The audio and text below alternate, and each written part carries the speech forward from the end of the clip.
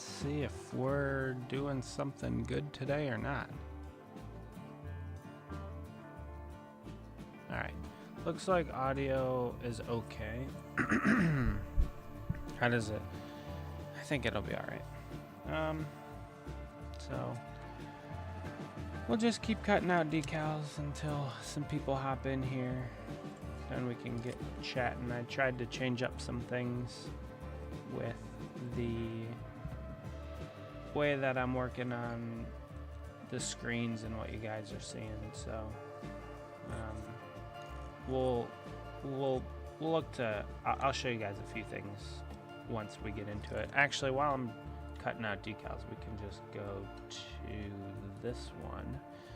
So this is the car we're working on tonight. If you guys are new here, this is just welcome to the channel. We're decaling a custom diecast for ByteSpeed is his name, BYTE, like a gigabyte, or I guess just a byte. But yeah, so he reached out to me not too well, I guess it was kind of long ago, and said, hey, I see you make custom diecast. Would you be interested in making me a custom of my iRacing car? So I said, sure.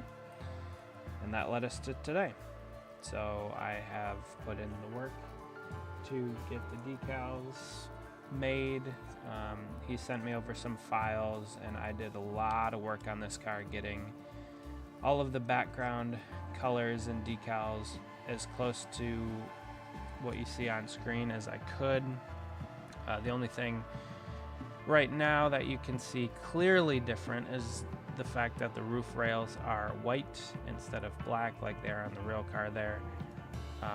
That will be fixed by the time, not this stream, I plan on doing that off stream, but the roof rails will be black to match the real car. Obviously I wouldn't let a detail like that go.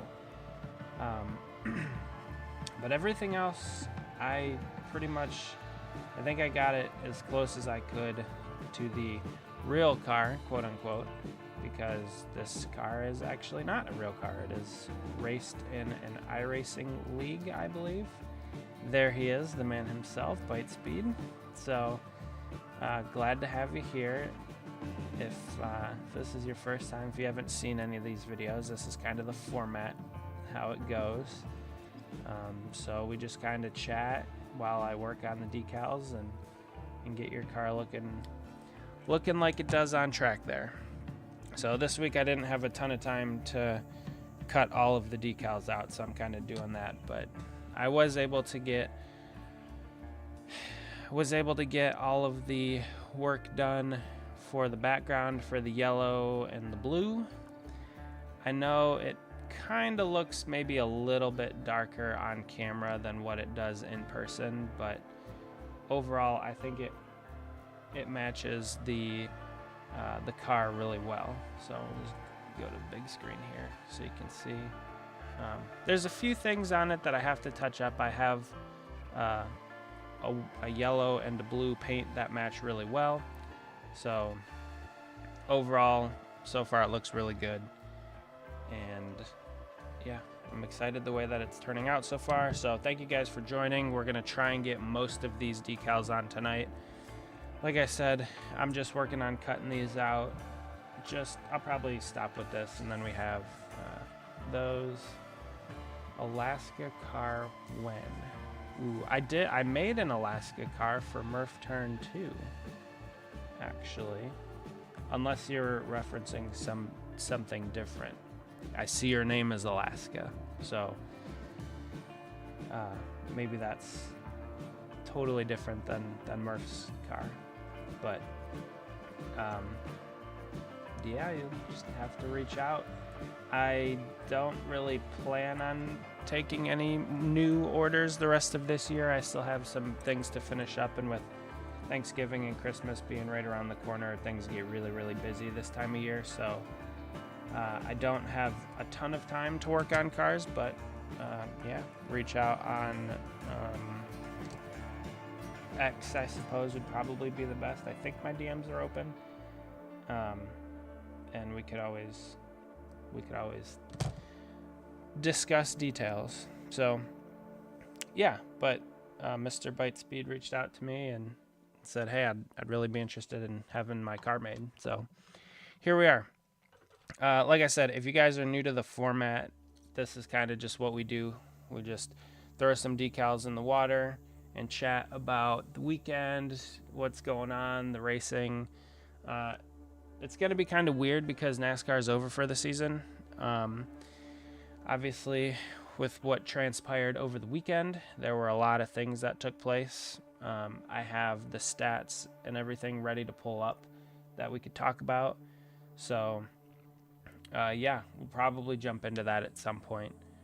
But, yeah, other than that, just glad to have you guys here. What I'll probably end up doing is putting most of the white layer decals on first.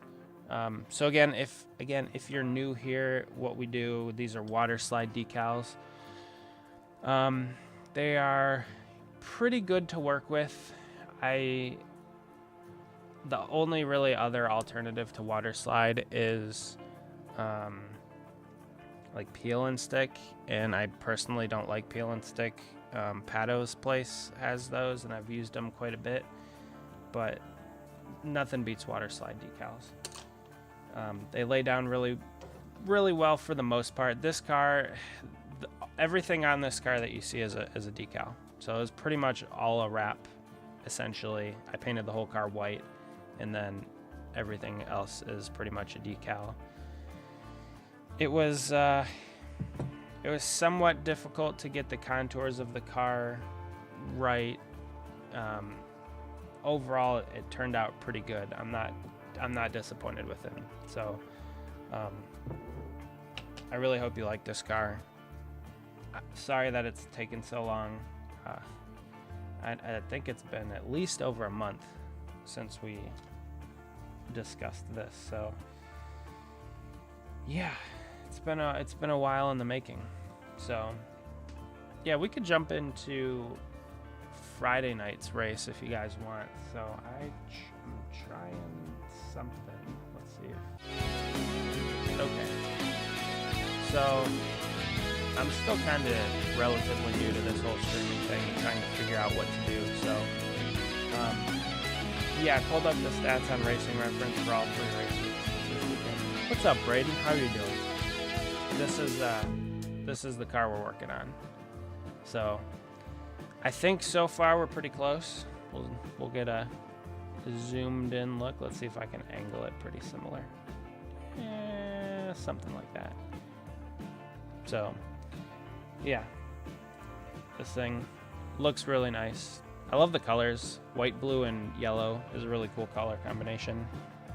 But yeah, so let's go to this real quick. The race on Friday, I did watch all 3 races this weekend for the most part, in their entirety.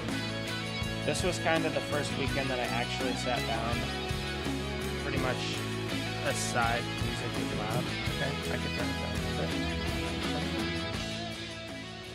Is that better?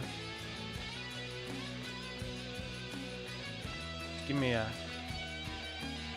yes or a no. That's better. Or worse. I can't imagine it's worse because I did turn it down. So,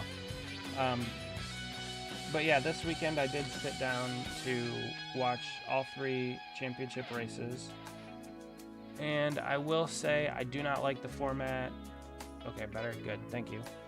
I've discussed this many times, and Friday night NASCAR sighed a huge sigh of relief that Corey Heim won. As you can see here, he led 100 of the 161 laps. So he had the best truck, I guess. He had the best truck. And he almost didn't win because... What was the late race caution? I don't remember what the late race caution was. Was it the 81 truck?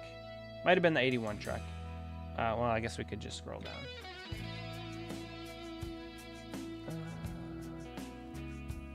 Yeah, the 81.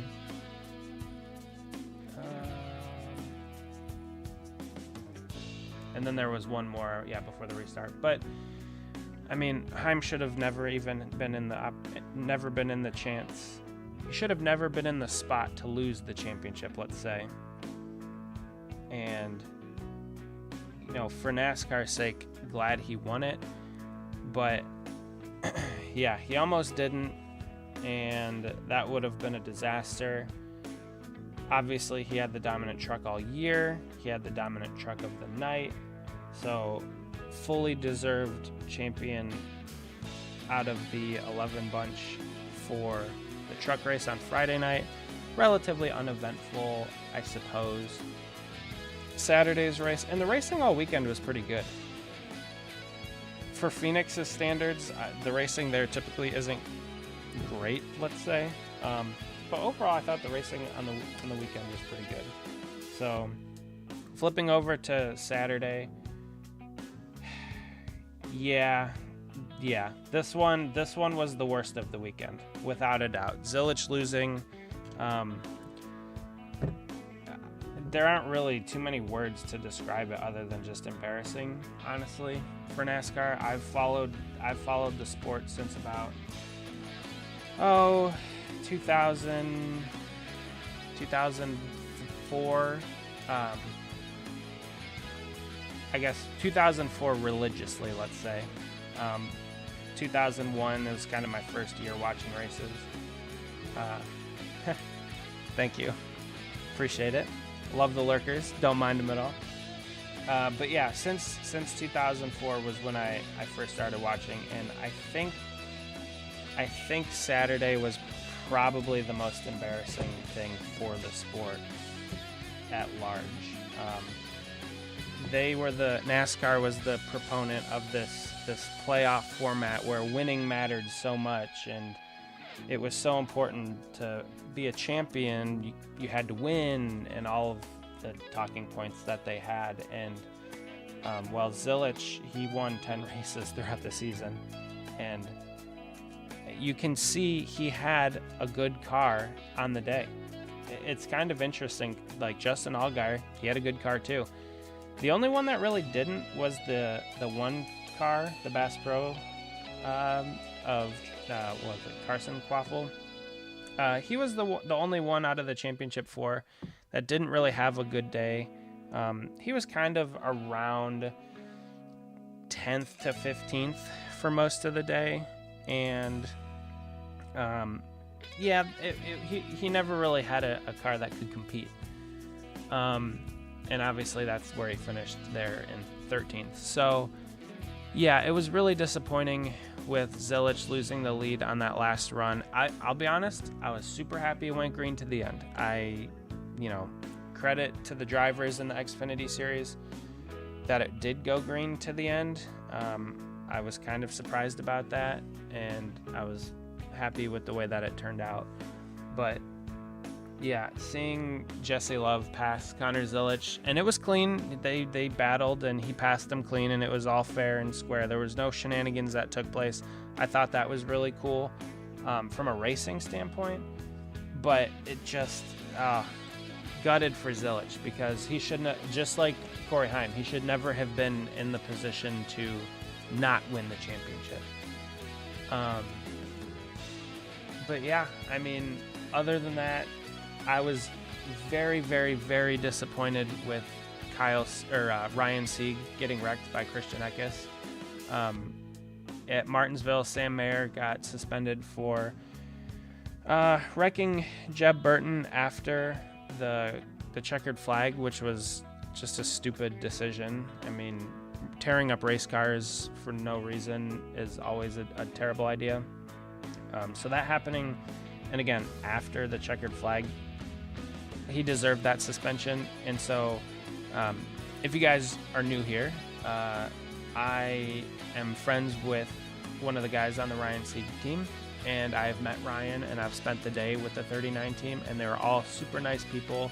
It was great hanging out with them at Watkins Glen, and I want to see him do well. I think he's one of the most talented but underrated drivers in the Xfinity series, and for them to try and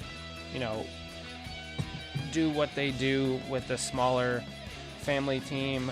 They don't have necessarily all of the resources that the bigger teams have for them to go out and outrun a lot of the big teams on a weekly basis is really cool. And then when he gets his opportunity this weekend to run the 41 car for the Haas factory team in place of Sam Mayer, I thought it was a great opportunity.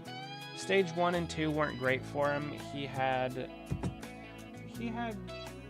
probably, I don't know, he probably had a 10th, like a 7th to 10th place car most of the day, but that final stage he was really getting into it, running well, and starting to move forward. And he was battling Eckes for a number of laps, and he finally got around him.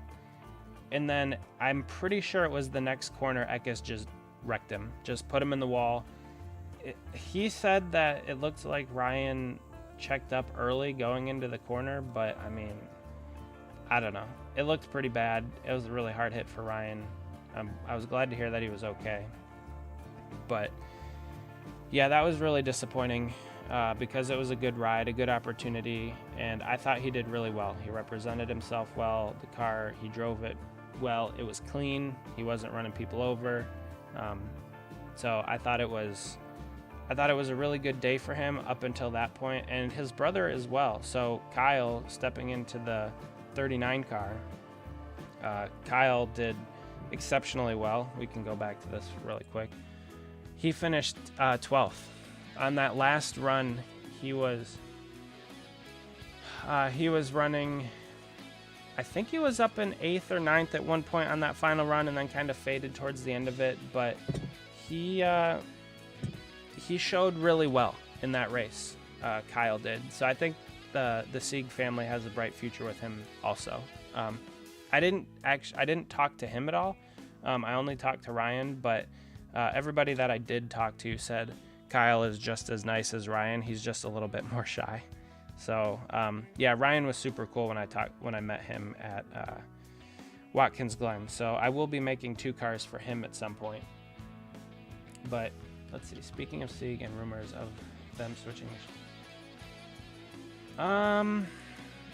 Yeah, that's a good question. So it's kind of funny that you bring that up. When I was in Watkins Glen, I got to talk to the owner of Ryan Sieg Racing, and he was kind of giving me some inside baseball about that whole thing, Ford, Chevy, Toyota, who gives more technical support and all that kind of stuff. So it was interesting to get that perspective. I don't know. I would assume that they're probably gonna, well, I don't know. What I can tell you is they were trying to get the 39 and the 28 teams to switch to Chevy. I think it was last year, and they stuck with Ford because let's just say some upper level people in NASCAR asked nicely, let's say. From what I know, I'm just telling you what I know and what I've heard first person. So I kind of expect the Sieg team to stay with Ford. I'm not too sure though. Who becomes the flagship team? It's hard to say because obviously Junior Motorsports is not leaving Chevy. RCR is going to stick with Chevy. Gibbs is going to be with Toyota. What are some of the other teams? I don't even... Unfortunately, like I say I pay attention to the Xfinity series, but I couldn't tell you all the teams. Flagship though. Oh, and Colleague's going away. Colleague was a big Chevy team, so obviously I'm sure you guys have heard the news by now that Colleague is going truck full-time next year with Dodge. So yeah, Chevy's losing them as a huge part of the Xfinity series, or what will be the O'Reilly Auto Parts series.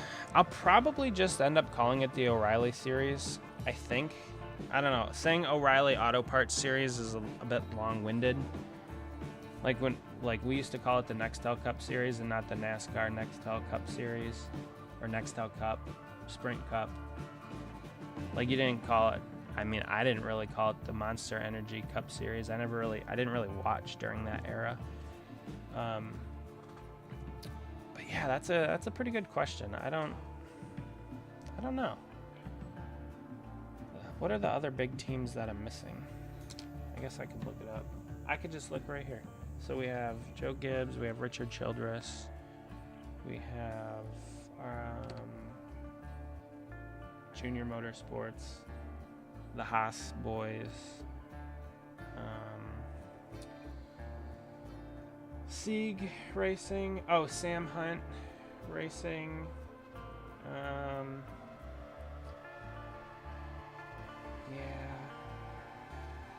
Jordan Anderson, AM stays. Yeah, AM.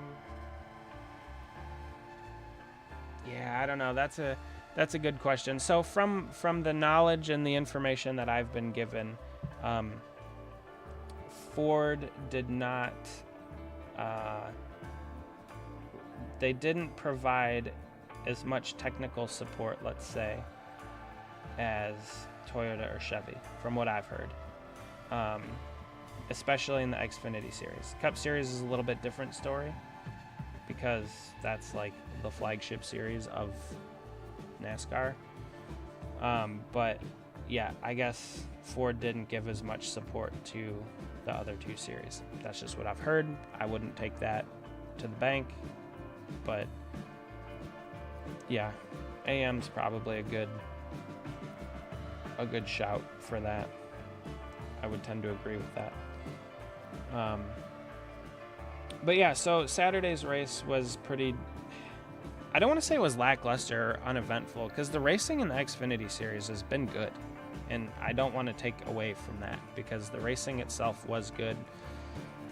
Cars could pass, cars could run side by side. You had comers and goers, you had tires mattered, not necessarily as much as the Cup race mattered, but tires did matter. So you could see guys start the run away, and then kind of get reeled back in. So overall, I would say the Xfinity Series, again, shown as the number one series of the weekend from a racing standpoint. Still my favorite series. I will more than likely be watching most of the Xfinity Series, or what will be O'Reilly Auto Parts Series next year. I'll probably be watching that the most. Partially, yes, because I know a few people in the industry, but also because the racing, in my opinion, was the best of the three series. So yeah, I'll definitely be paying pretty close attention to that series next year. And then I guess that leaves us with Sunday. So we'll pull up the points. Just one other thing about Friday and Saturday. So if you scroll down to the bottom, and I'm on Racing Reference. If you scroll down to the bottom, you see the playoffs and the non-playoff standings. So you see that Connor Zilisch would have won it by 59 points, and deservedly so. He had a lot of wins, 10 double digits, and he had, I don't even remember how many top fives he had. He had like 14 top fives in a row or something like that. So the deserving champion, he should have won that one. And then same thing with the Truck Series. If you scroll down to the bottom, you'll see Corey Heim blew away the field with his 11 victories. Well-deserved champion. Shouldn't have even been in question over the weekend. So that leaves us with Sunday. Here are the results. The number that you don't see up here is the 24 car. Yeah, okay. So, yeah, we'll talk about that first. So, I've never been a Hamlin fan. I've never really liked him. I feel like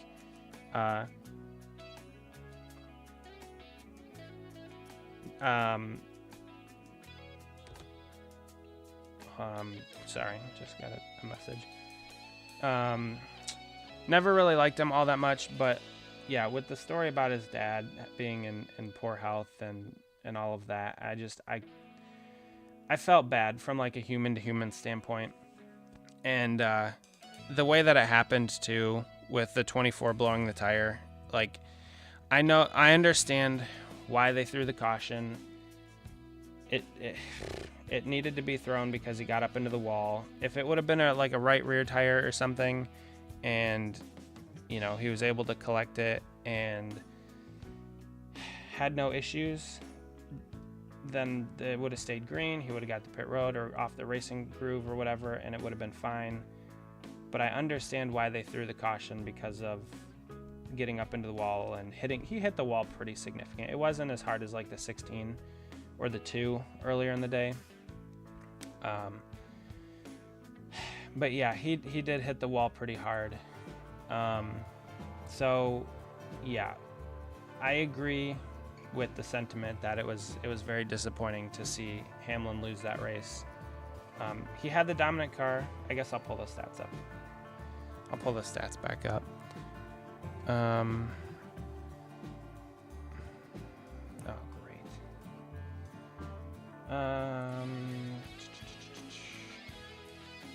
So yeah, Blaney did lead 20 laps, so it wasn't like he wasn't around the front. He was around the front most of the day.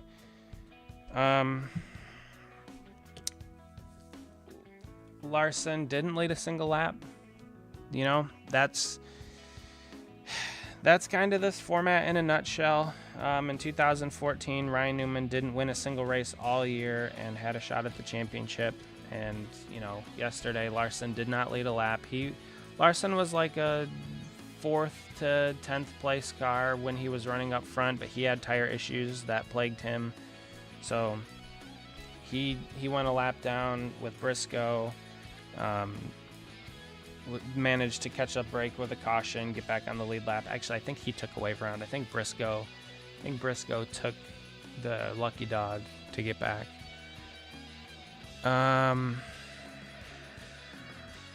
Yeah.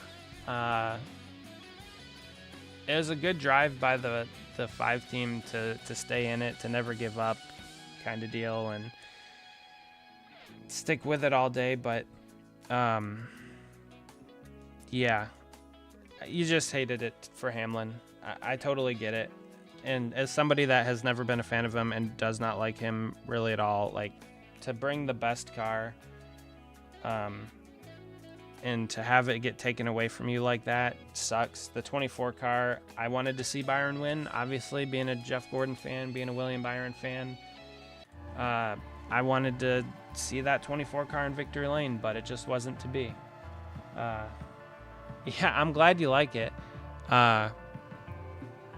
This is it's been a fun car to work on and to build, so I really hope you like it when it gets to you. Found it to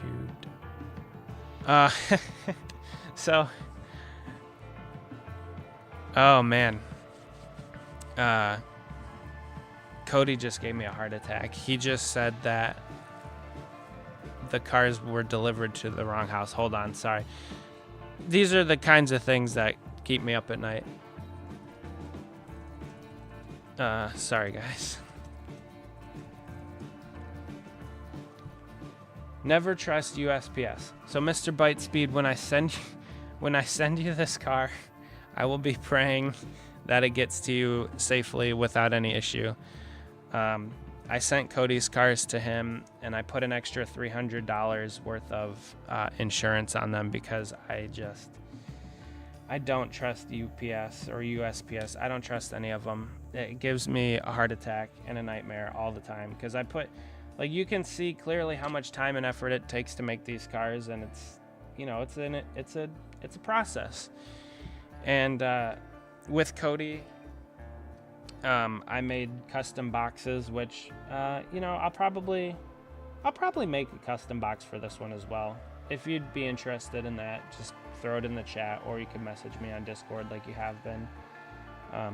I've kind of got the custom box thing down to a T. It's not perfect, but yeah, if you want a custom box, just let me know. I can do it. It doesn't I won't charge you anything extra or anything like that.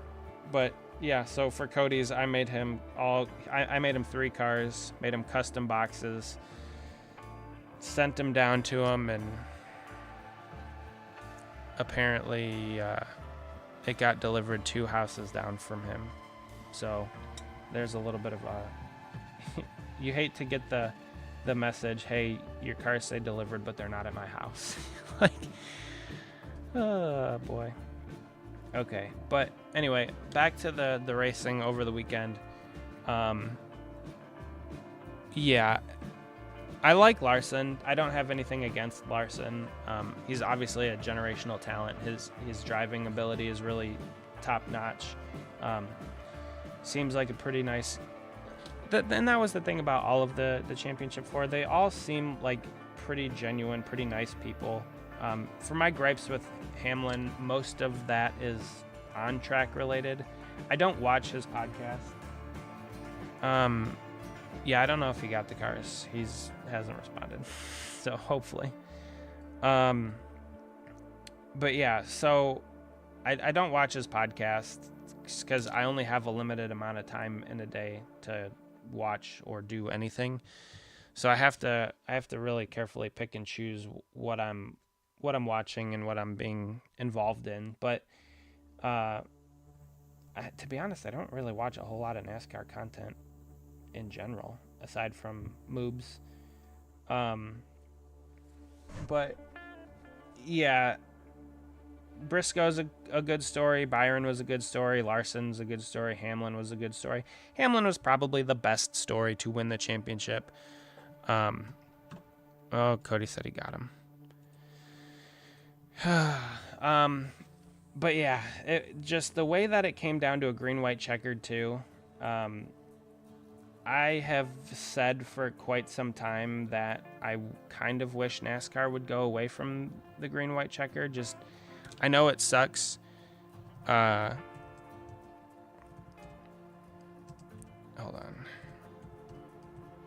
Confirm. I know it sucks that like sometimes you won't get a green flag finish, which I understand the disappointment. But I don't know if you guys saw Nashville last year. There were like, I don't know, there were like 8 restarts or something at the end of it. And that was how, actually come to think of it, I'm pretty sure Hamlin was leading that race as well.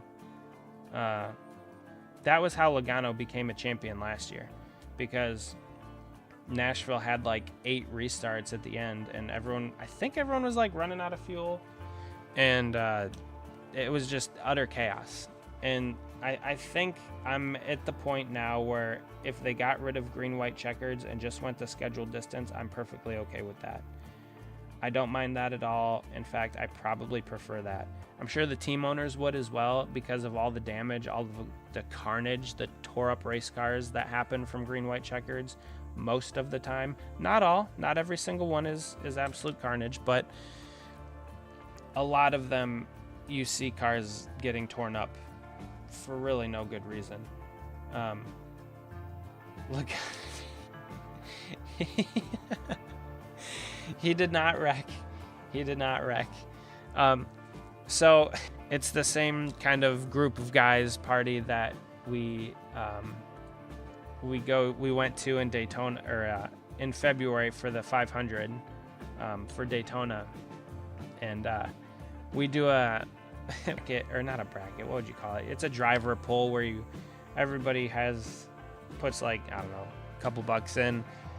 You get to pick your drivers. All of the names go in a hat, and then you pull your name out of the hat, and whoever's driver wins the race wins the money. Oh no, YouTube is not responding. No. Well, that's a problem. Am I still live?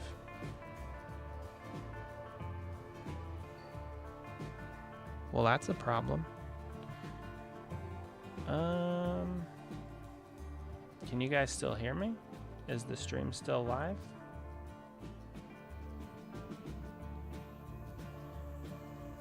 It's all popping off. Yes. All right.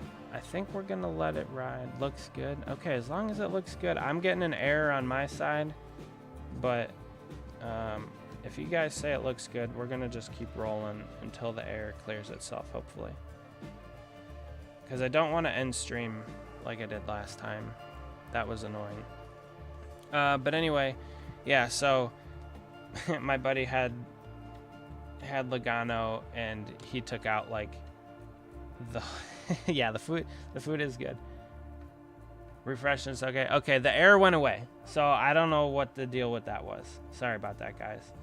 But yeah, Logano was one of the catalysts for, I think it was him and Stenhouse at Daytona, and they took out like most of the field in one of the wrecks. It wasn't the last lap wreck. I think it was like one of the second to last lap wrecks. But yeah, it was, I don't know, it wasn't funny. But again, tore up race cars, green, white, checkered. It happens. So anyway, it was a weird feeling watching the end of the race yesterday. As the laps were winding down, like I didn't want Hamlin to win. I said it multiple times. The way that the end of that race played out was my worst case scenario. It was a nightmare for me because the 24 was in second. They just couldn't catch the 11, and the 11 was just gone. He was just running away with it. And that was like worst case scenario for me personally, being a Hendrick Motorsports, Jeff Gordon, William Byron fan my whole life. And so seeing the 11 just kind of get further and further out towards the end of the race, it was just a weird feeling.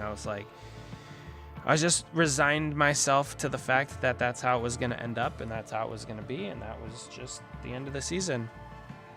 And then my disappointment was twofold when the caution came out. One, because it was Byron, and I knew as soon as that happened, it was over. Like, Byron was not going to win. He didn't have a shot. Car was damaged. He hit the wall.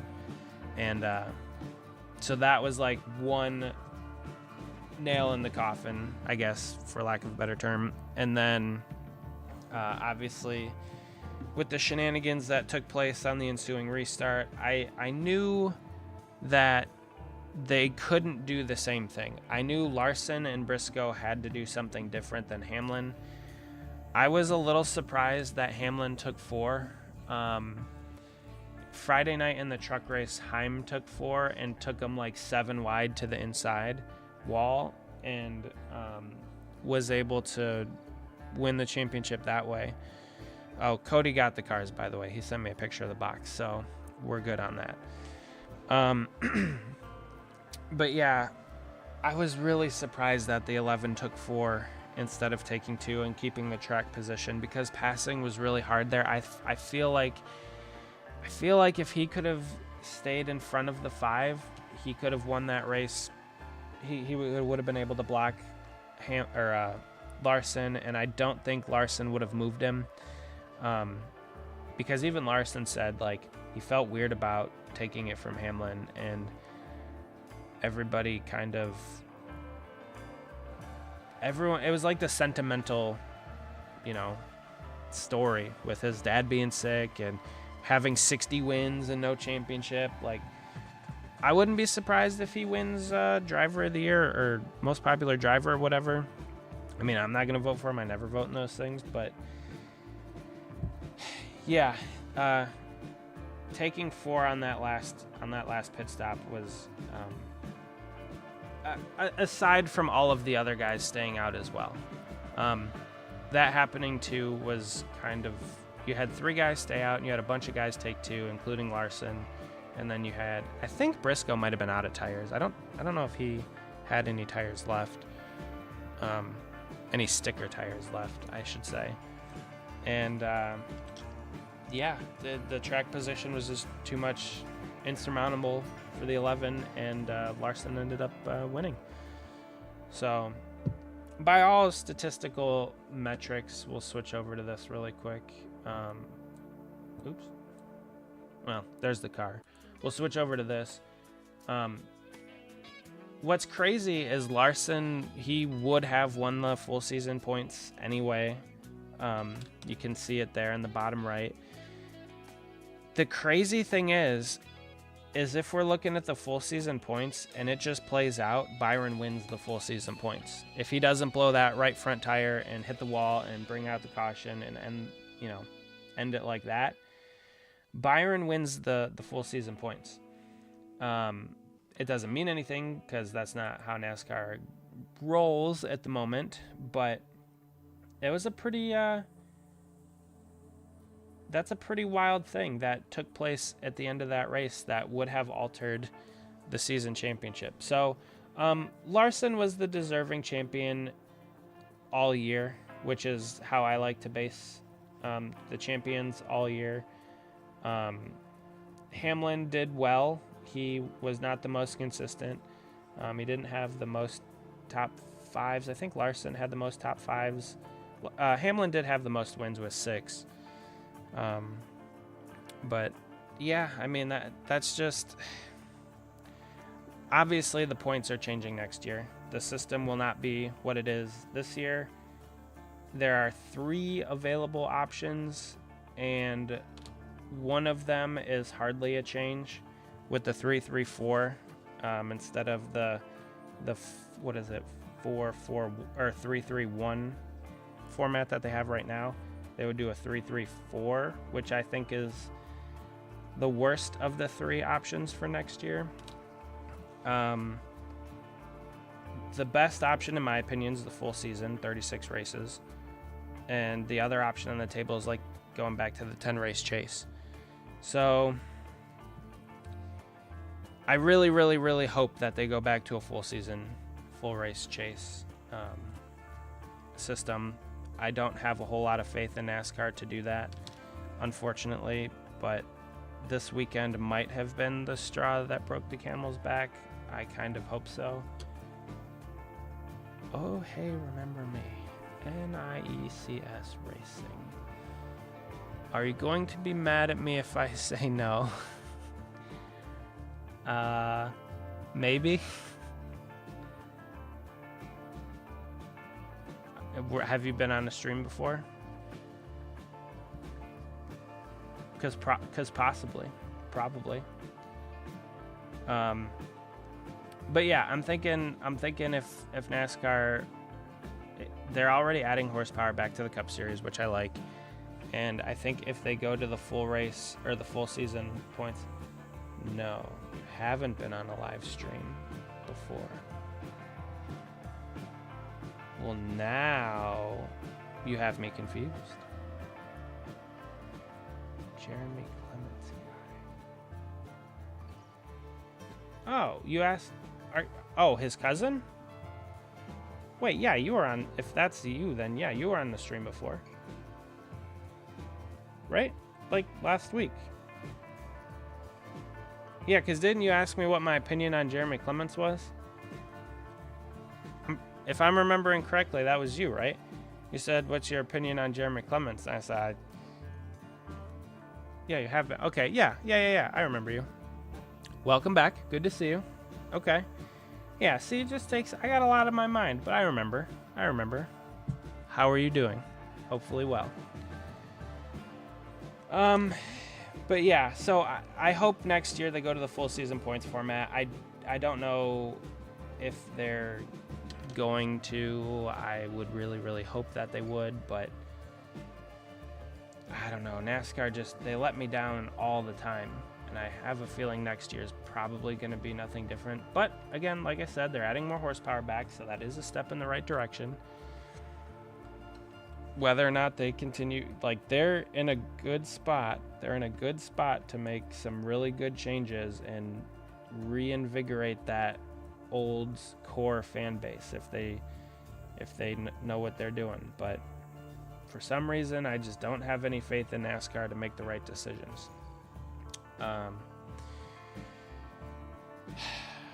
But yeah, I'm definitely ready for the off season. Like, I didn't watch as much this year. I tried to watch a little bit more of the Xfinity series just because I know the guys in the 39 team. And then towards the end of the year, so after Watkins Glen, I did meet Rudy Fugel's father-in-law. So I kind of paid a little bit more attention to the Cup Series, and yeah, the end of the season kind of like just wore me out. Like I haven't been NASCAR'd out in a while, maybe since Gordon retired, and the year after that with all the shenanigans with Carl Edwards.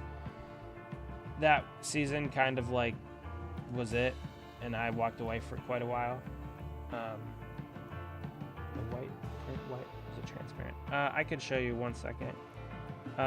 I do not print them myself. They are printed from a company called Print It Decals. I did all of the graphic and design work for this car.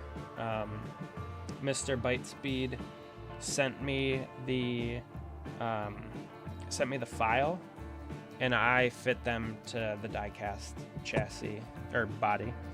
But no, so here's the decal on the backing, and then that's what it looks like when you remove it from the backing. So it does print white ink, and that's really good for decals that have lighter colors, specifically white or yellow. So obviously this car has white and yellow numbers and sponsors. So it really helps darken the top layer. Not darken it, makes it more vibrant. And I'll show you one thing in a second, specifically on the side of the car, where the contingency decals are. Let's see here. In areas like this where you have decals that go over top of a color transition between light and dark, even though yellow is not really a dark color, it's still different enough from white that without this under layer for the contingencies, you would see that bleed through if they were white. Like some of them, most of them are dark colors, so it probably wouldn't bleed through, but this control, this CTRL, this control decal, it is partially on the yellow, partially on the white. So adding the white underlayer makes the top layer more opaque, and you wouldn't see that bleed through. So these are tips and tricks I've picked up from working on these things for, man, how many years? 2011 is when I started to work on these cars, so 14-ish years. But yeah, let's go back to this real quick. Yeah, so I guess this 7 would be a pretty good indicator. I'll show you here 1 second. Because blue is darker than yellow. So if we look, you can kind of see, well, let me switch the camera. You can see how the blue underneath the 7 cuts it in half, basically. That is not ideal. Whoa. So yeah, we'll add the white underlay to make the top layer more opaque. Do you collect diecasts of Jeremy Clements? I'm pretty sure they've made diecast. I know they've made his win. I'm like 99% certain they've made his win. Or have they made both of his wins? I think he's won twice, right? Have they made both of his wins? I don't remember. I know they made the Daytona car. I think, what was the other one? Road America? Or Mid-Ohio? Might have been Mid-Ohio. Home track.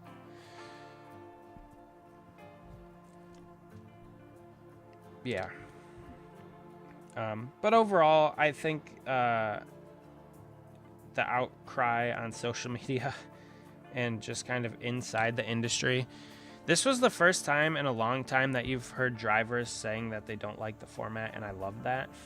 I was so excited about that because I also hate the format. You have the Road America car. We got to get the Daytona car too. And multiple drivers have been pretty vocal about it this year. I know Brad Keselowski's been one. Christopher Bell's been one. Chris Buescher, I think he said something about it as well. But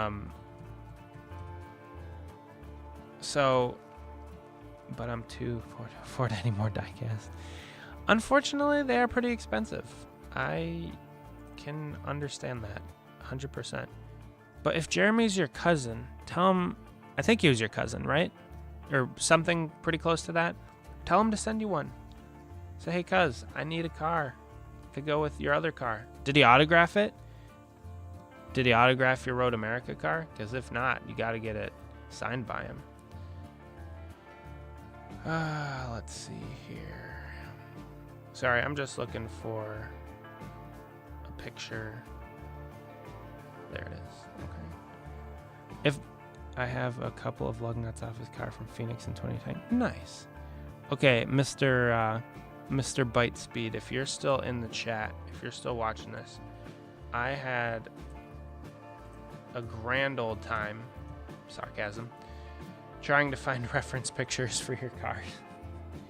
You've only met him once. Does he know you guys are cousins? You said you were like, not exactly like first or second cousins, like you were kind of distant cousins? Or something like that. If I remember correctly. I could be misremembering. It's very possible.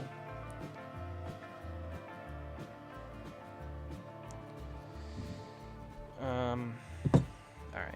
I'm not going to do the hood decal quite yet because I would have to cut it out because it does go over top of the... It splits the hood line. And I would have to cut that out, and I just don't really want to do that right now. So, I have... Oh, yeah.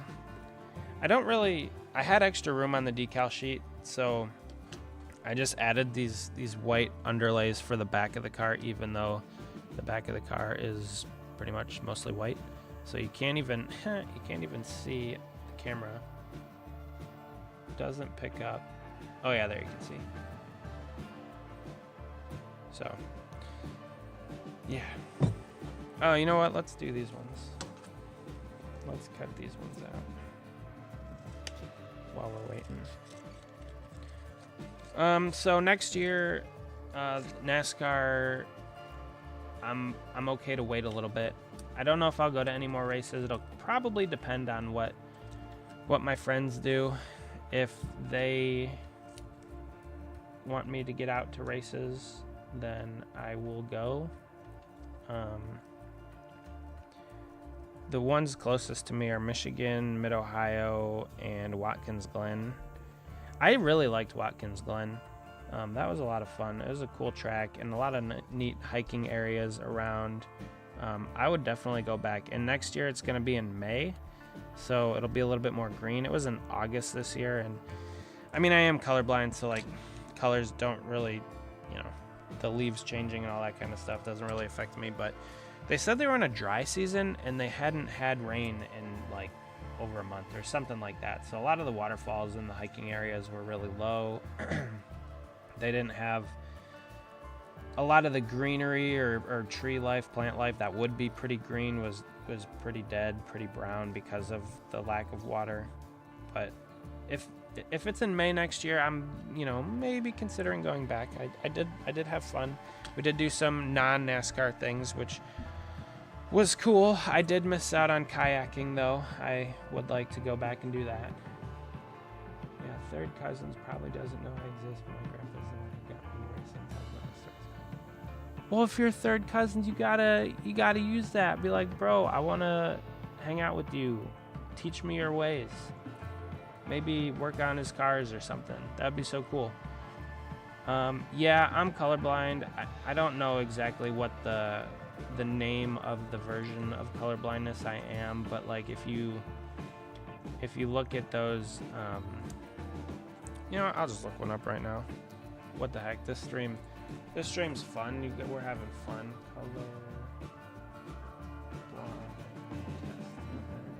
All right.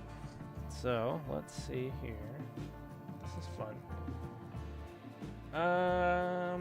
So like I can see some of them. I don't know what the Oh, you live across the country from him. Yeah. Oh, I can see that. This one I can't see. What is that? I don't know what's in this one. This is fun. We're having fun. I think that's a Christopher Bell quote. I think. Was it Martinsville or something? All right, let's look. Let's look at this. All right. Ah, shoot. Let's unlock this and let's move this. I don't know what's in this circle. I can't tell what's in the circle. Honestly, it might be something bad.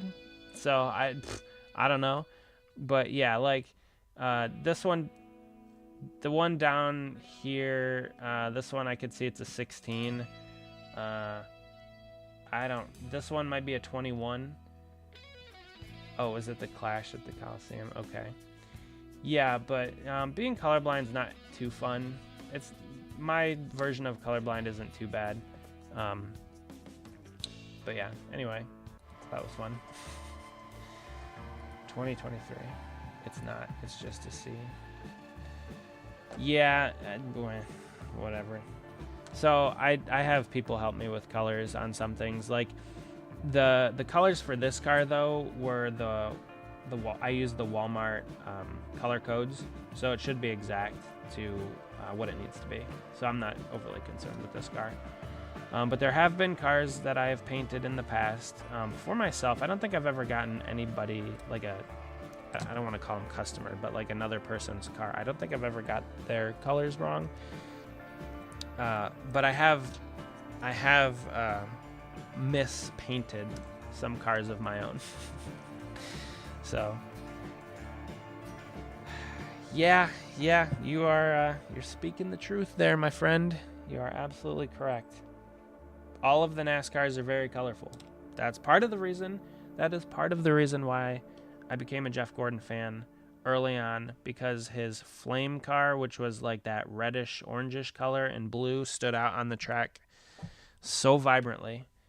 That's part of the reason why I became a Gordon fan, because that car was so bright and it had flames on it, and he was pretty good in the early 2000s. So like as a young kid seeing all that going down, I was like, yep, I like that guy. So seeing Byron's car this weekend, and obviously at the Daytona 500 earlier this year, fantastic colors, bright, vibrant, really cool. But yeah, the colorblind thing, it's not often my friend. It's not too bad though. I wouldn't really complain that much about it. But yeah, I think I'm going to probably go for another half hour, 45 minutes. We're going to see how far we can get on this car. I hope you guys have had fun tonight. This has been it's always more fun when you guys are interacting in the chat and just saying a bunch of stuff, because it helps me out. It helps me interact with you guys and not get too bored doing this. Like I said, just like Clement's Texas scheme. His Texas scheme. Okay, see, I'm going to have to look that one up, because I don't know what that one looks like off the top of my head. Just give me 1 second. I will check it out.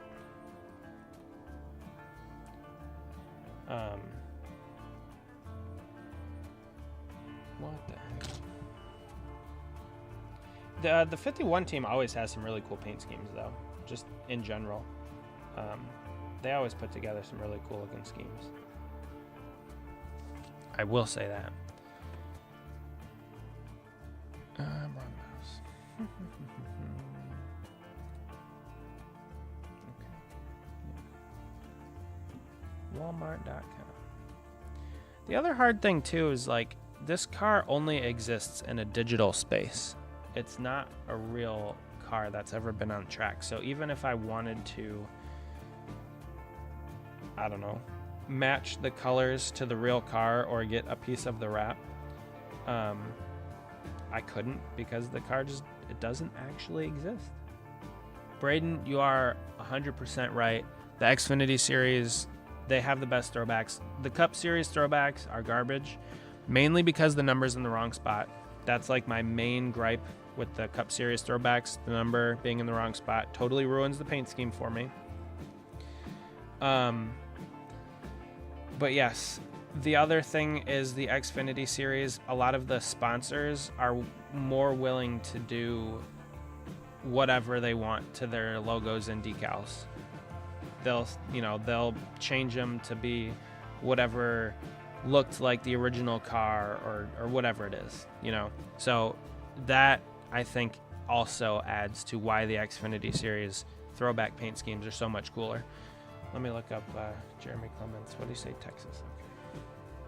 Okay.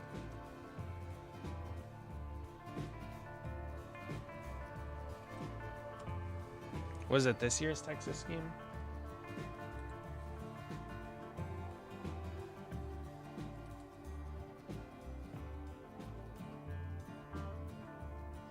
Yes, I'm with you. Xfinity is much better. Or O'Reilly's. Yeah, whatever. Sometimes I still call it Busch Series or the Nationwide Series, so I'm showing my age a little bit. Which 2024, 2025. So is it this black and blue one, or is it this yellow and whatever color? 2020. Oh, no, that's Coda.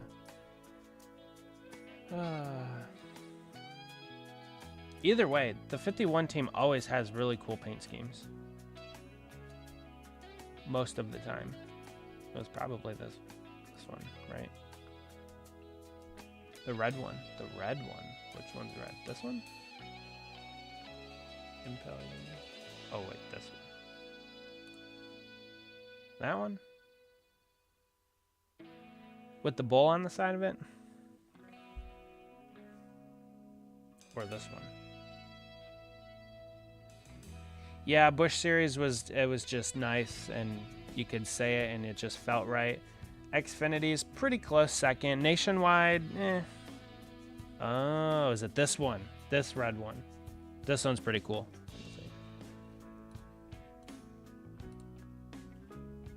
Yeah, that is a pretty cool paint scheme. I agree. 10 out of 10. I like the chrome numbers. Red, white, and blue. Hard to go wrong with that color combination. I love it. I agree. You're right. I agree.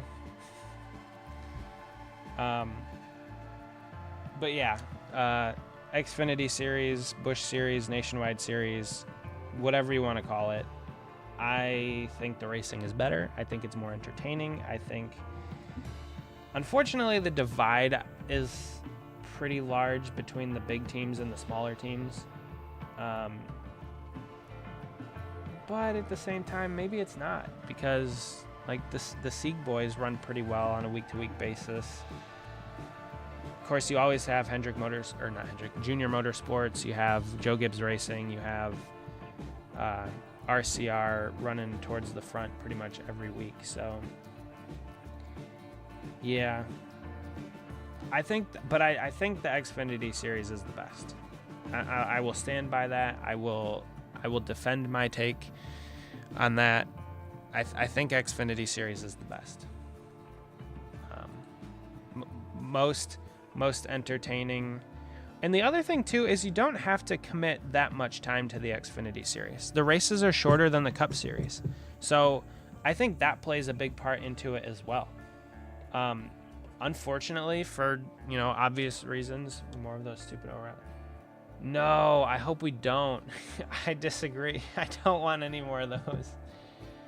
I was so sick of them saying, my car was as fast as Xfinity Internet or Xfinity Mobile or whatever. I was so sick of hearing that. Now I'm going to have to hear that O'Reilly commercial a million times. That's a good point.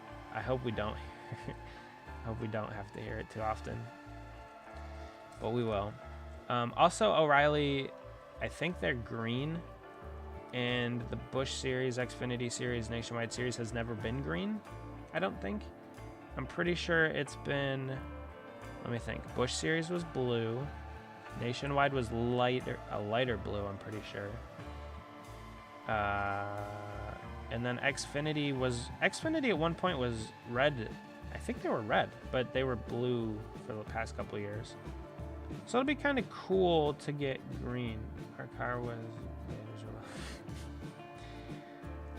I don't know if you guys saw, I think it was Parker Kligerman tweeted out that the drivers got like $600 every time they said that.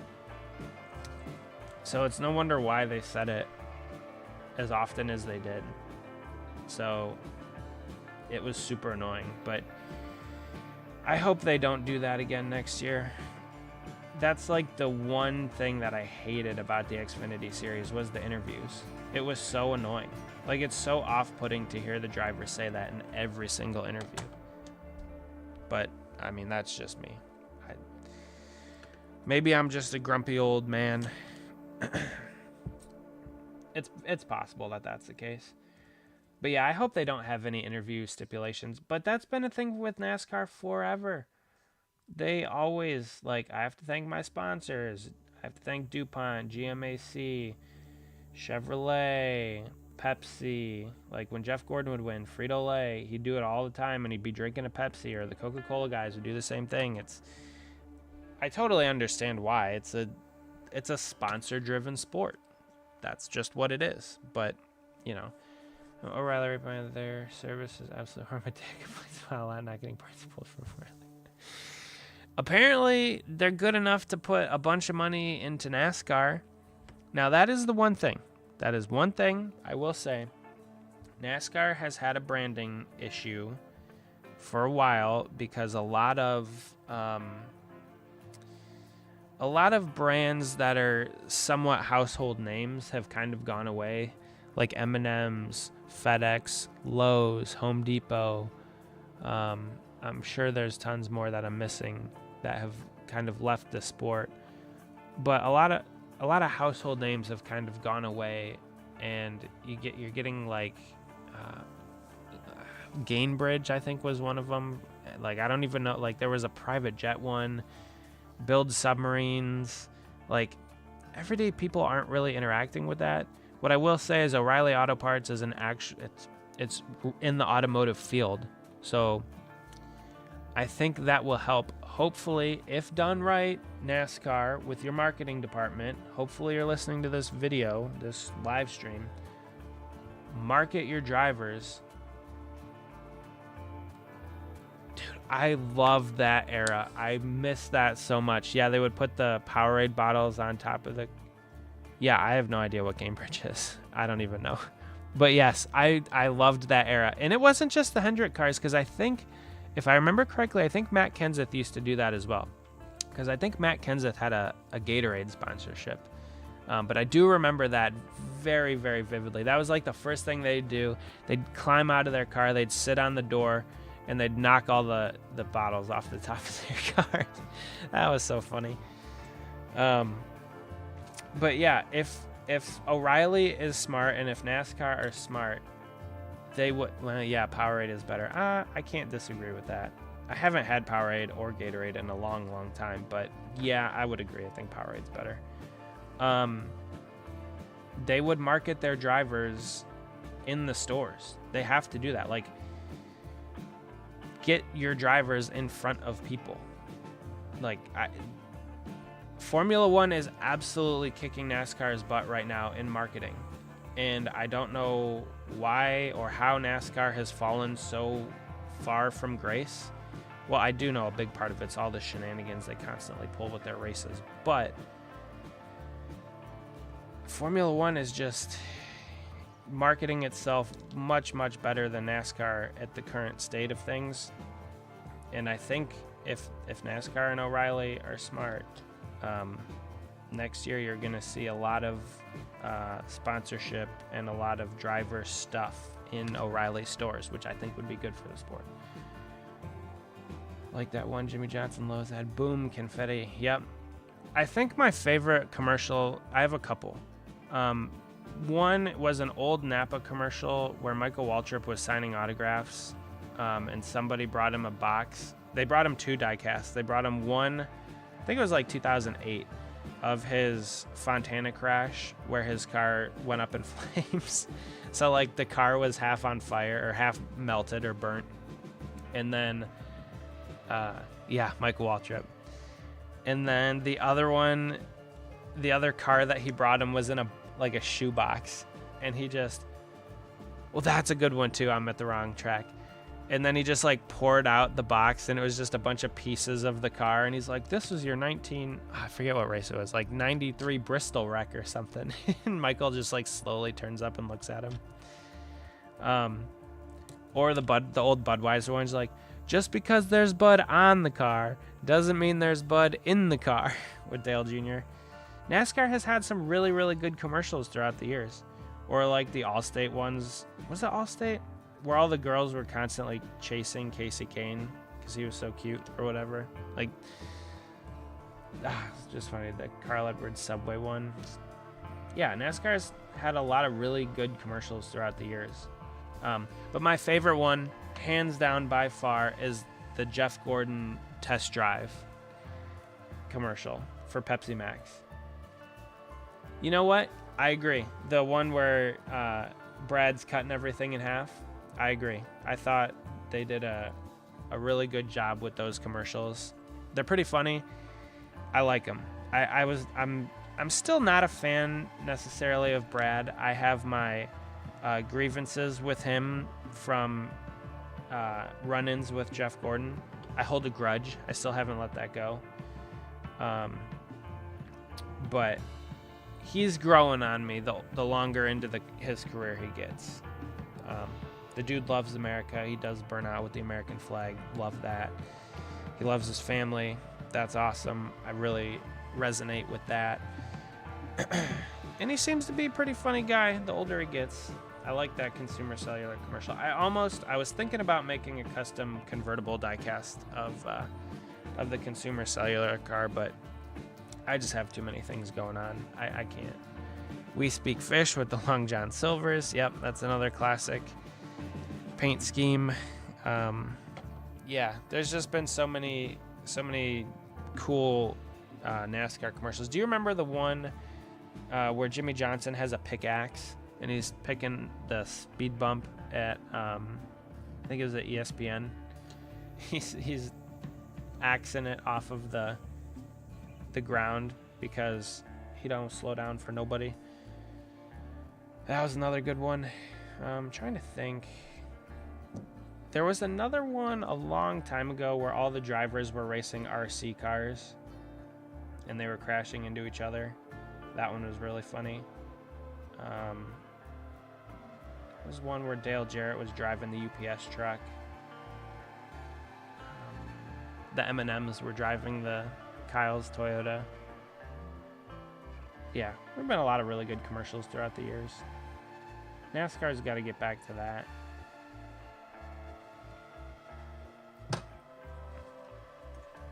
Ooh, whoops. But yeah, this car's coming together pretty well. I'm pretty pleased with it. We'll throw some contingency decals on.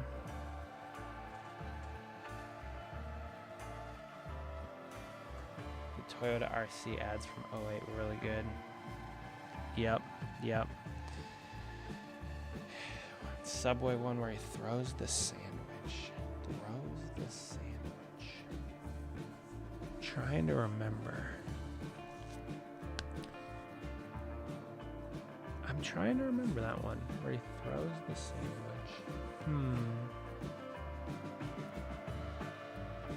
Had to be between 2010 and 2014 was when Edwards had the Subway sponsorship, I think. Yeah. Good times. Hopefully NASCAR markets itself well next year. Specifically for the Xfinity Series, I think they're going to do, or the O'Reilly Auto Parts Series, I think they're going to do pretty well. I'm not a betting man, but I would put money on that series doing well again next year because that one's a good series. I will, also with it being on the CW all year, fantastic. Like being able to watch all of the races on network television. I think that's what it's called, network television.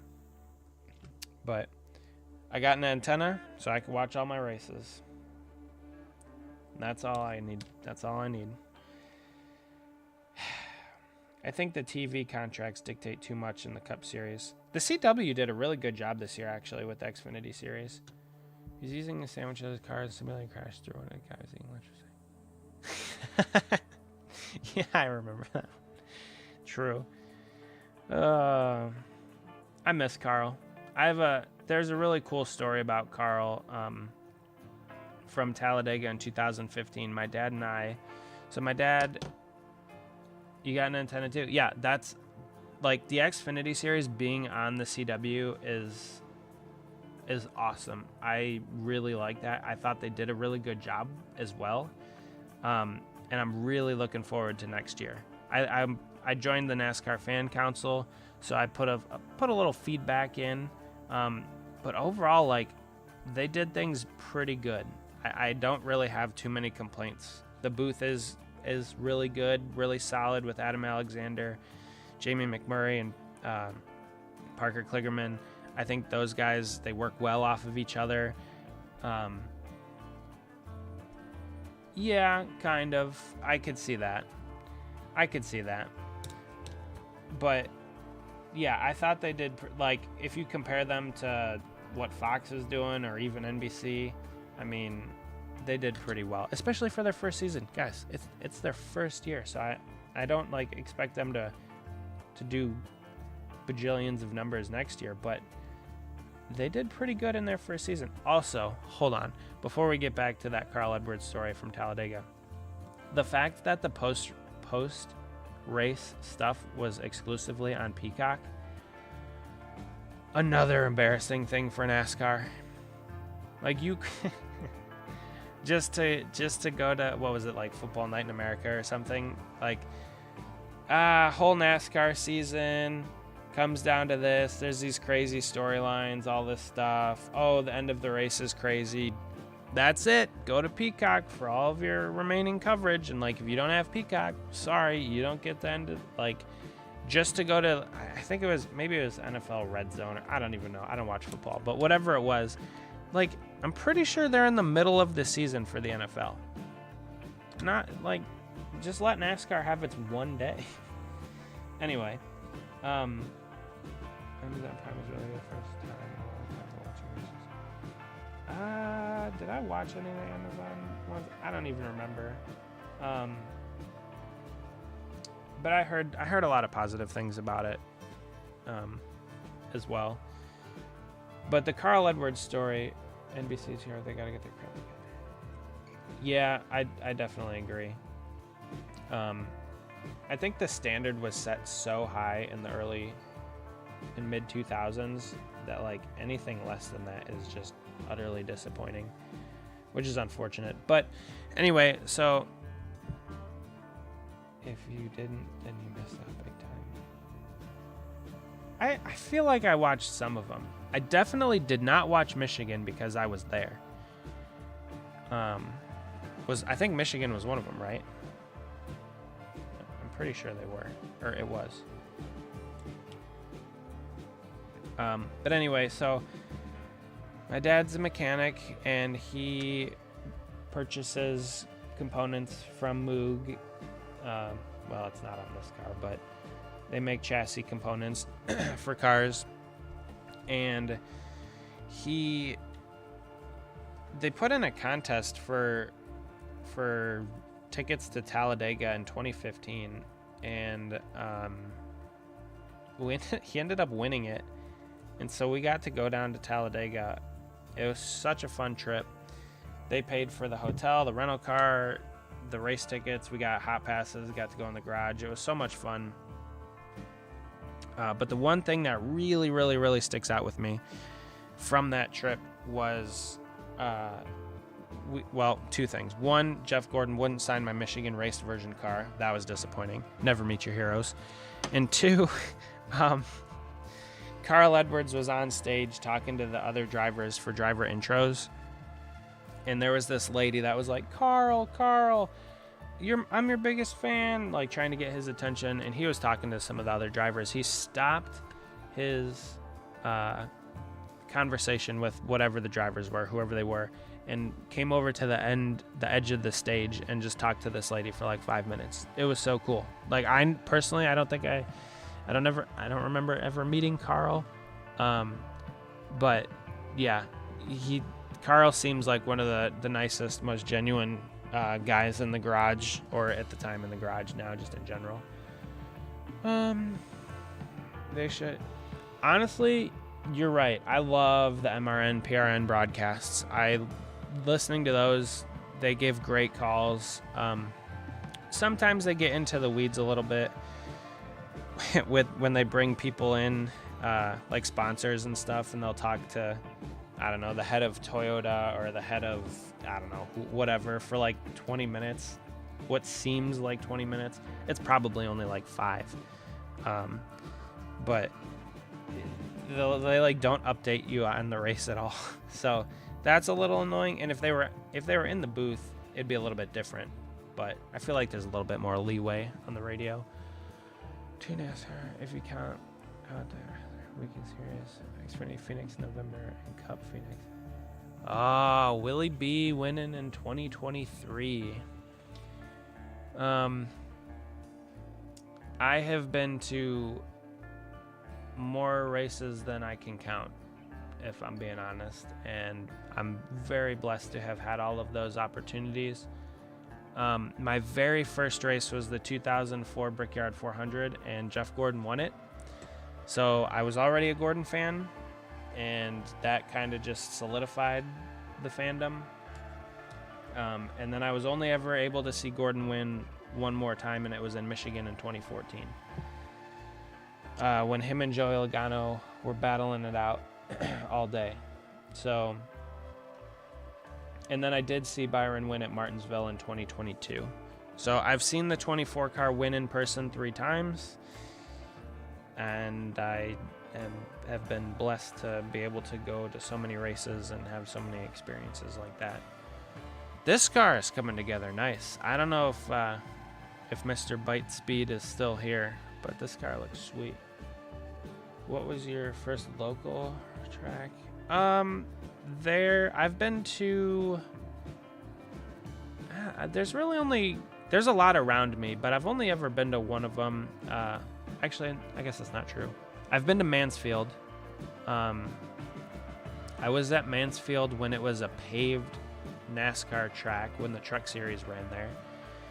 And then I went back years later for a dirt race. And then there's a Lorain County Speedway that's relatively close to me. I've been to that one. I haven't been to Sandusky Speedway. I guess Thor Sport does a lot of their testing up in Sandusky, or at Sandusky Speedway, but I've never been there. I have been to Thor Sport a couple times. It's a really cool experience. They do an open house seemingly every year. So I've been to that a few times. Really neat.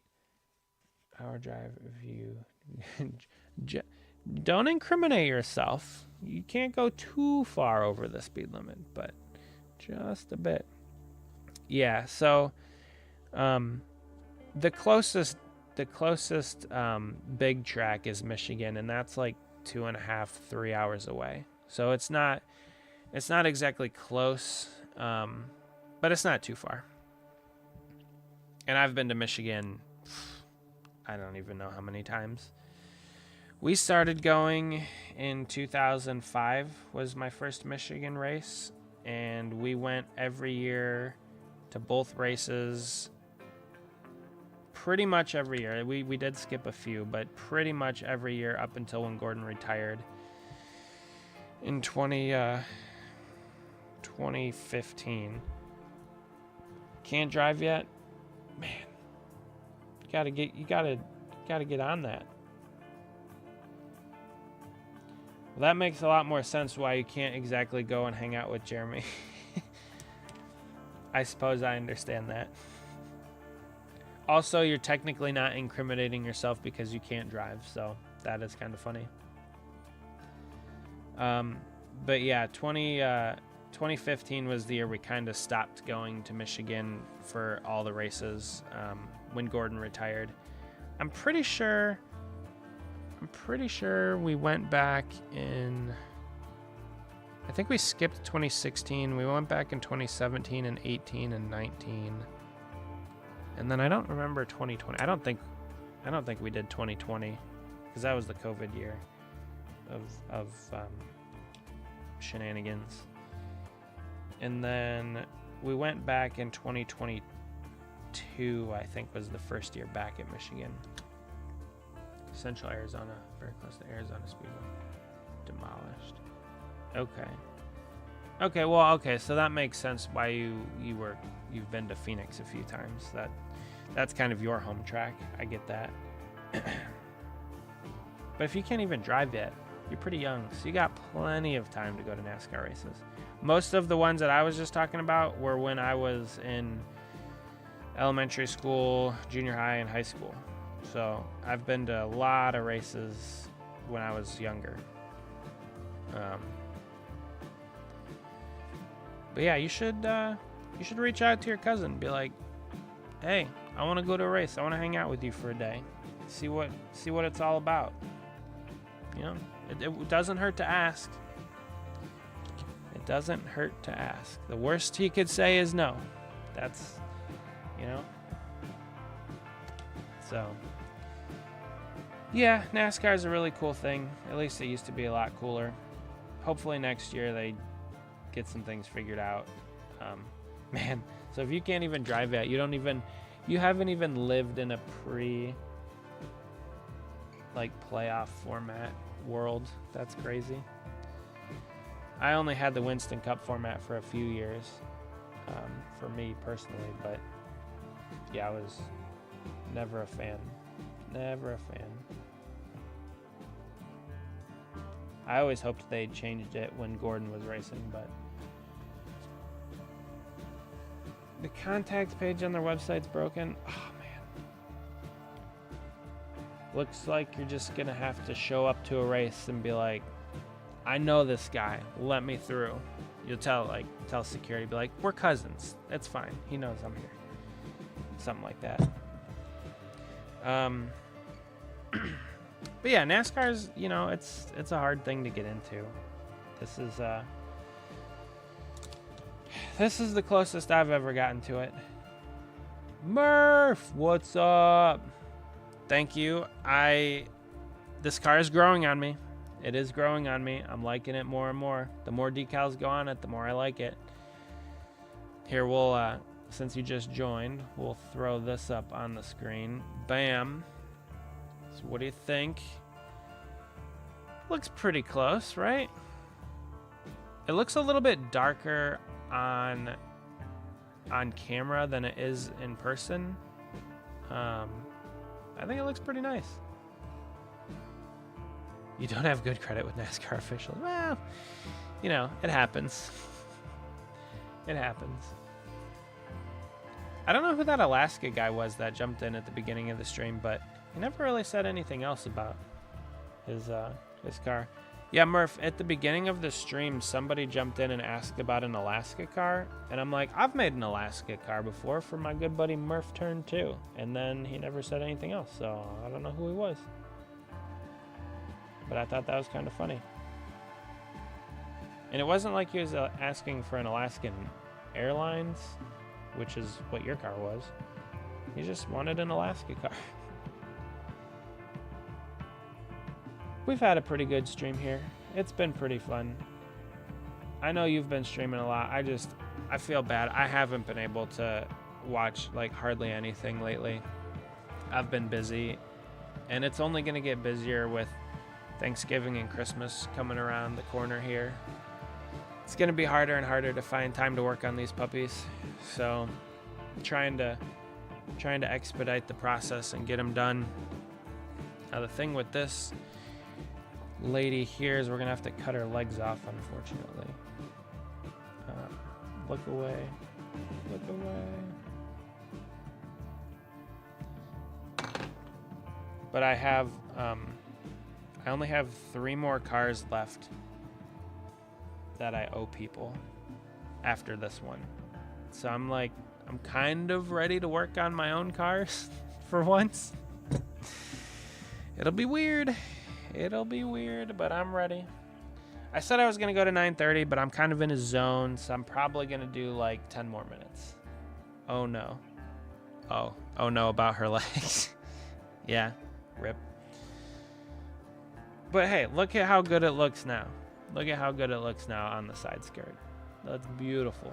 Nice and clean. Just a lady holding a bag of groceries. Yeah, this car is sweet. Mr. ByteSpeed himself is going to really like it, I hope. He popped in earlier. I don't know if he's still here. Probably not. It's been an hour and a half. He's probably got more things to do. It's a Monday night after the championship weekend.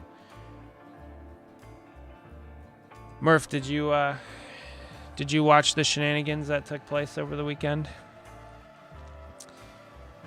It was something.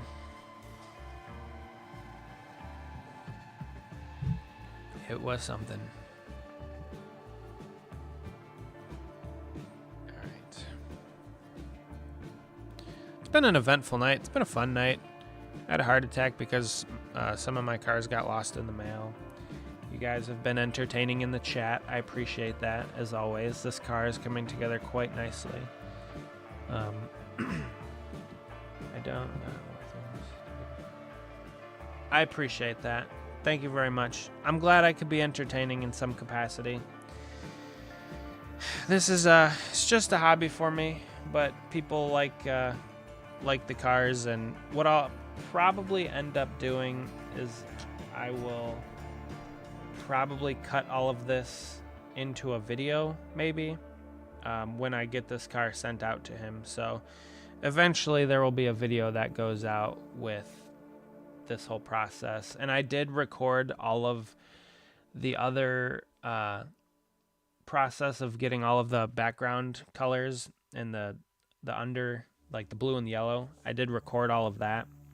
So I have all of that footage that I can splice into a video, which I will probably do when I make this car, send it out to him.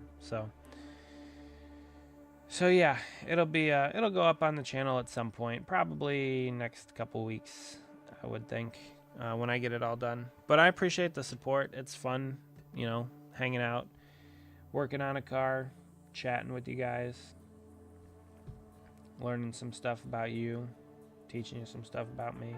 It's just a fun time. I've said this before, but I also sometimes feel like Bob Ross. Do you even know who Bob Ross is? He's before my time even. But we're just going to put a happy little decal on here. Just a happy decal. But see how that second layer of white really made this 7 opaque. It really darkened it. Darkened? I don't know if darkened is the right word. All right, Braden, I appreciate you hanging out. Have a good rest of your night. Thank you for joining. Appreciate your company, my friend. But yeah, the second layer of white just makes it much more opaque, and it just adds to it. Like here, we'll do this. All right, got about 8 minutes. We'll put the second decal. I've watched some Bob. You're an artist. Okay, good. So you do know who Bob Ross is. Bob Ross. He does. Bob Ross rules. Yeah, he. So do you paint? Do you draw? Like, what kind of art do you do? Because that is interesting. But basically, like if you see that, you can see how thin the layers are. But when you move it over, like it really, really makes the white opaque, and it makes it pop much, much better.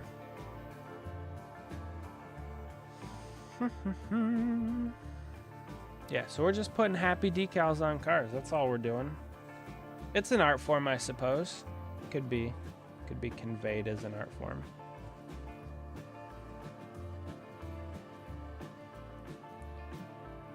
Second layer. Oh yeah. Second layer always adds a lot to the car.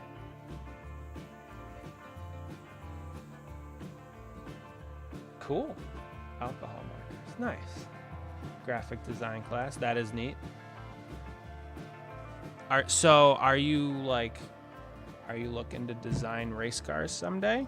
'Cause I'm sure you could get into graphic design that way. You could design some paint schemes for some teams. You could design a paint scheme for your cousin. That could be a way in. That would be pretty neat. That'd be a way to get to know him. And then maybe someday, if he runs it on track, and we're getting way ahead of ourselves here, but if he runs it on track, he could win in it. He could get a diecast made of your graphic design. But that's pretty cool. That would be pretty neat. Yeah, the clear coat's going to make this car look awesome. Much better than it. I mean, it looks great now, but the clear coat's going to give this car a beautiful shine.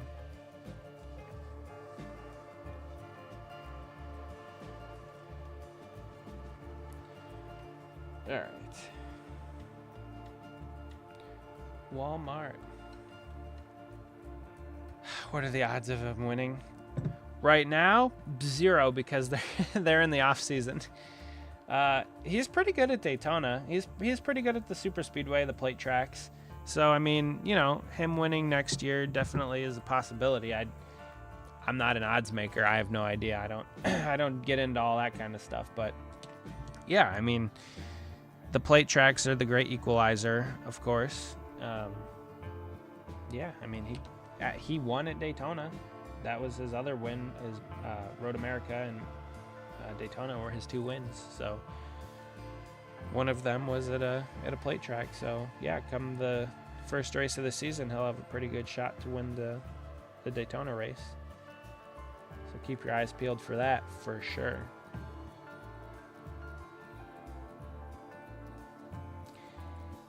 Yeah, I didn't really pay too much attention.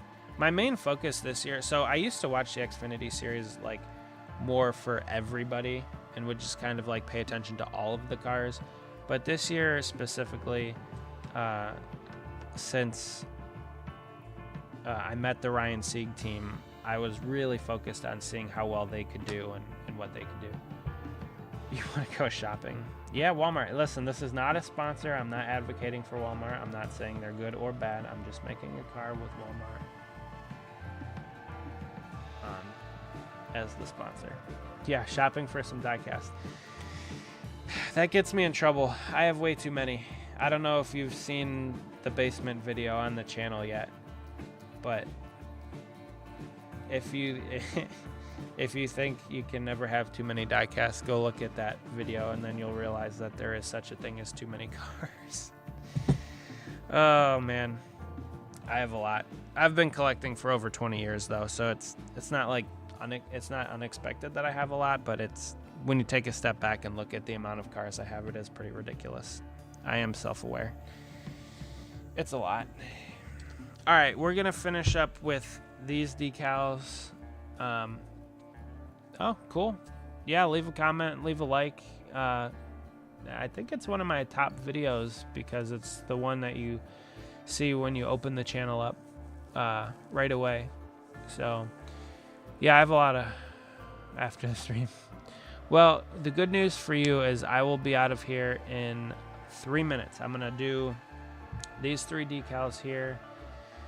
Then I'm going to call it, and I'll do the rest of these decals off stream, and I'll video it, and then and these ones, I guess. I'll make sure to record it, and then I'll put it in a complete video once all of that is done. So yeah, it's been a fun stream tonight. I appreciate you guys all being here. We've had a lot of people pop in and out at different times. 49 views. That's it's not too bad, not too shabby. You guys have been lighting up the chat all night, which I absolutely appreciate.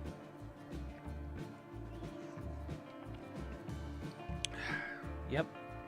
So it's been fun for sure. So we'll just add these decals.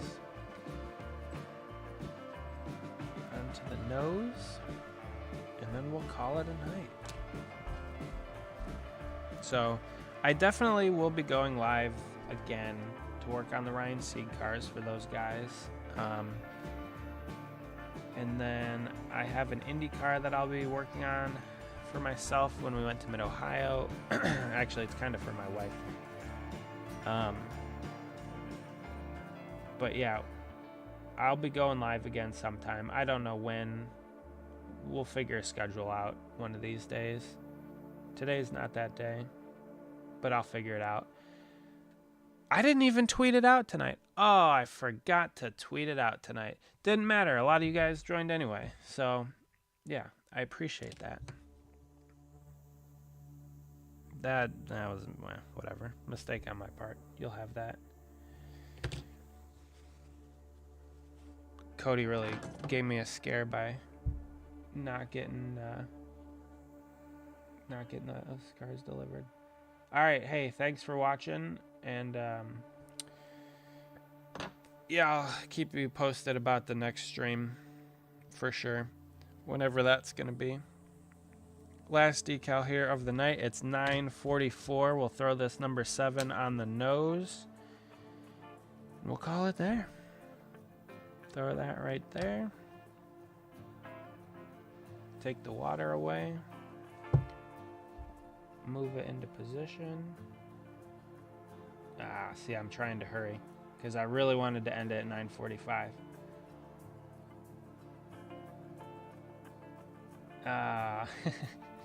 All right. See, that's why you don't rush. You can't rush good work because then it doesn't look right. All right. We'll catch you later. I'll see you in the next one. I appreciate you joining. Hopefully get in contact with Jeremy at some point. That would be really cool. A cool opportunity for you. It'd be fun to meet him. And then, yeah, keep up the good work with your art, with your graphic design. Stick with it. If it's something you like doing, keep at it. Maybe one day you'll be able to design some paint schemes. And then maybe, just maybe, we could turn it into a diecast. That would be fun. There you go. All right, guys. I appreciate y'all being here. It has been a fun stream. I enjoyed it. I hope you guys have a good rest of your night. I hope you guys have a good week, and we'll talk to you later. Bye, everyone.